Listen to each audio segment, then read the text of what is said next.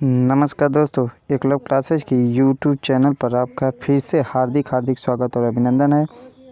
पिछले वीडियो तक हमने बात किया था दर्पण के विषय में। दर्पण कितने प्रकार का होता है, दर्पण के संबंध में प्रमुख परिभाषाएं। आज हम इस वीडियो में जानने वाले हैं कि दर्पण द्वारा प्रतिबिंब बनाने के नियम। यह नियम आपके लिए सबसे ज़्यादा इम्पॉर्टेंट होगा, चाहे हाई स्कूल के स्टूडेंट हो चाहे इंटर के स्टूडेंट हो। नियम तो वही रहेगा, किरण आरेख भी वही रहता है। किधर से प्रकाश किरण जाती है तो कहाँ से होकर जाएगी, इस नियम में यही जानना होगा। तो यह मोस्ट इम्पॉर्टेंट आपके लिए रहेगा। अगर दर्पण समझना है, दर्पण द्वारा प्रतिबिंब जानना है तो इस नियम को देखना ना भूलिएगा, ठीक है। तो चलिए बिना देर किए हम शुरू करते हैं कि दर्पण द्वारा प्रतिबिंब बनाने के नियम के बारे में, ठीक है। चलिए शुरू करते हैं बिना देर किए कि गोली दर्पण द्वारा प्रतिबिंब बनाने के नियम या बनने के जो भी नियम हैं उस नियम को जानेंगे और उसके किरण आरेख को समझेंगे। तो चलिए शुरू करते हैं इसका। तो देखिए सबसे पहला नियम क्या चीज़ है। तो पहला नियम ध्यान से देखिएगा, इस नियम को हम थोड़ा सा जूम कर दे रहे हैं, ठीक है। देखिए पहला नियम कहता क्या चीज़ है, इसको ध्यान से देखिए। पहला नियम कहता क्या चीज़ है। पहला नियम कहता है कि मुख्य अक्ष क्या होती है, यही सी और पी के बीच जो यही रेखा बीच वाली गई के समांतर आने वाली प्रकाश किरण दर्पण से टकराने के पश्चात सदैव मुख्य फोकस यानी यप से होकर जाती है। देखिए होकर जाती है अवतल दर्पण में, या जाती हुई प्रतीत होती है, महसूस होती है उसमें उत्तल दर्पण में। देखिए यह अवतल दर्पण हो गया, ठीक है। प्रकाश किरण आई मुख्य अक्ष के समांतर ऐसे दर्पण से टकराई, कहाँ से होकर जाएगी, हमेशा यप से। यह नियम है, हमेशा अगर सीधे आएगी इसके पैरेलल आएगी तो डायरेक्ट यहाँ टकराने के पश्चात यप से जाएगी। ऐसे ही उत्तल दर्पण में क्या रहा है, महसूस होगी मतलब प्रतीत होगी। तो देखिए आएगी ऐसे, ठीक है। यप तो इसका इधर ही साइड होता है तो हमें डॉट डॉट कर ऐसे दिखाना होता है। उसके बाद इसी के सीध में ऐसे दिखा देंगे इस साइड, ठीक है। यह है पहला नियम, ठीक। देखिए एक नियम और इसी पर बनता है, उसको भी देख लिया जाए कि इसका अपोजिट। देखिए इसी में एक नियम और हम कह सकते हैं कि जैसे कोई दर्पण है, अवतल दर्पण ना, ऐसे।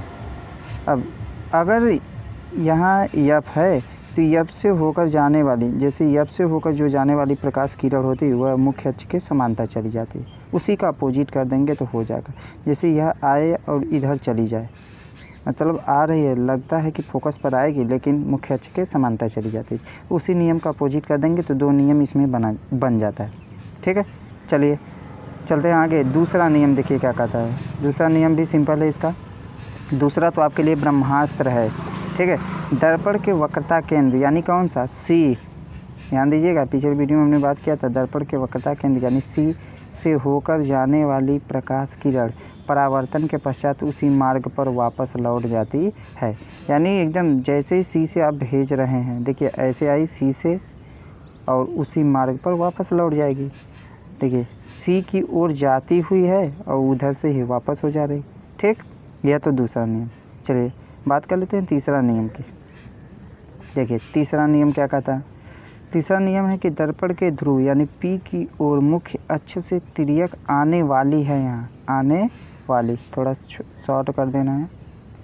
देखिए दर्पण के ध्रुव पी की ओर मुख्य अक्ष से तिर्यक आने वाली प्रकाश किरण परावर्तन के पश्चात तिर्यक दिशा में जाती है, जो परावर्तन के नियम का पालन करती है। अब इसको समझने से पहले आप एक चीज़ ध्यान दीजिए। जैसे हमने परावर्तन में क्या बताया था, कोई भी परावर्तक पृष्ठ रहे, देखिए कोई भी परावर्तक पृष्ठ है, ऐसे कोई परावर्तक पृष्ठ है, ठीक है।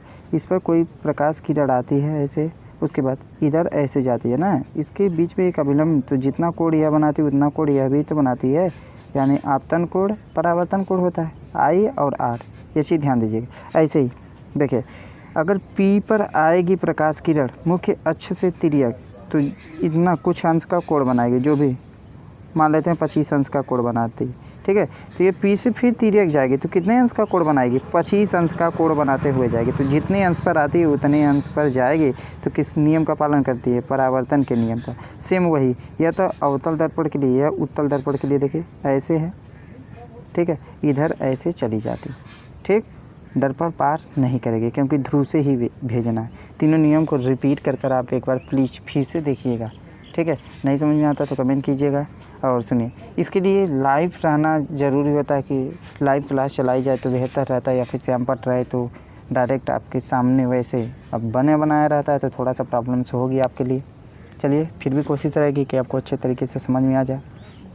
आज का वीडियो बहुत शॉर्ट हमने बनाया था क्योंकि नियम जानना था।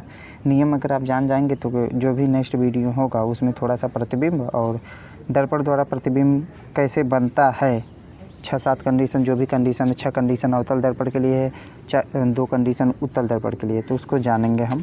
ठीक है, चलिए आज के लिए इतना ही वीडियो काफ़ी है। अगर वीडियो अच्छा लगा हो तो हमारे वीडियो को लाइक कीजिएगा और चैनल को सब्सक्राइब अवश्य कीजिएगा। फिर मिलेंगे अगले वीडियो में, तब तक के लिए टाटा बाय बाय।